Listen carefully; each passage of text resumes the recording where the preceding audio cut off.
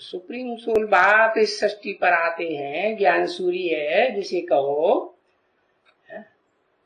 वो आकर के इस षष्ठी रूपी रंगमंच की वो हीरो हीरोइन के रूप में पार्ट बजाने वाली आत्माएं हैं, उनको पकड़ते हैं। हीरो को रूप में पार्ट बजाने वाली आत्मा वो है कौन? अभी बताया, अगाध ज्ञान जल का भंडार वाला, ज्ञान का सागर। वो एक ही ज्ञान सागर है। जब इस सृष्टि पर जल प्रलय होती है, जलमयी होती है, तो वही बचता है?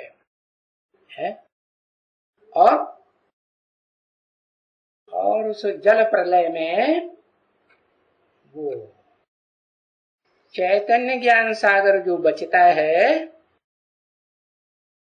वो ज्ञान को धारण करता होगा या नहीं करता होगा? ज्ञान को धारण करने वाला भी है। उसके भी दो रूप हैं। क्या? एक चैतन्य आत्मा और दूसरा जड़ शरीर। तो वो हीरो पार्टधारी जड़ शरीर के साथ इस सृष्टि रूपी रंगमंच पर सदा काल मौजूद रहता है। समझ में आया कि नहीं है? अभी बताया। जड़त्वमयी पृथ्वी का जो बीज रूप है वो मेरु पर्वत दिखाया, और चैतन्य सागर का रूप बताया। तो ये दो बातें हो गई। क्या? जड़त्वमय शरीर को जब तक हम बच्चे बुद्धि से धारण करते हैं कि हम जड़त्वमय शरीर हैं, तो हमारी बुद्धि जड़जड़ीभूत हुई या चैतन्य कहेंगे? जड़जड़ीभूत हुई। तो सुप्रीम सोल आकर के यही बात बताते हैं। बच्चे हैं, जिस बच्चे को पहले पहले हीरो पार्टधारी को बताते हैं, उसकी बुद्धि में पहले बैठता है क्या? कि वो जड़ शरीर भी है, इस सृष्टि रूपी रंगमंच पर सदा काल मौजूद रहने वाला, और उस जड़ शरीर में चैतन्य आत्मा भी है। फिर अंतर क्या पड़ता है?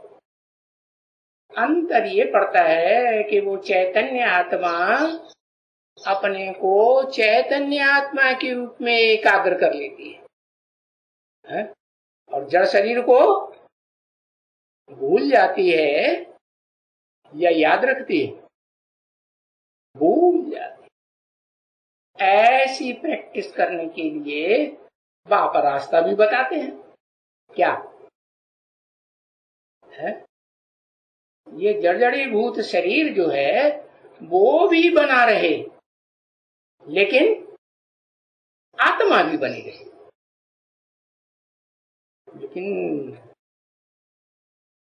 इस षष्ठी रूपी रंगमंच पर एक भी मनुष्य मात्र ऐसा नहीं है, एक भी प्राणी मात्र ऐसा नहीं है जिसका शरीर भी बना रहे और आत्मा भी बनी रहे। है कोई?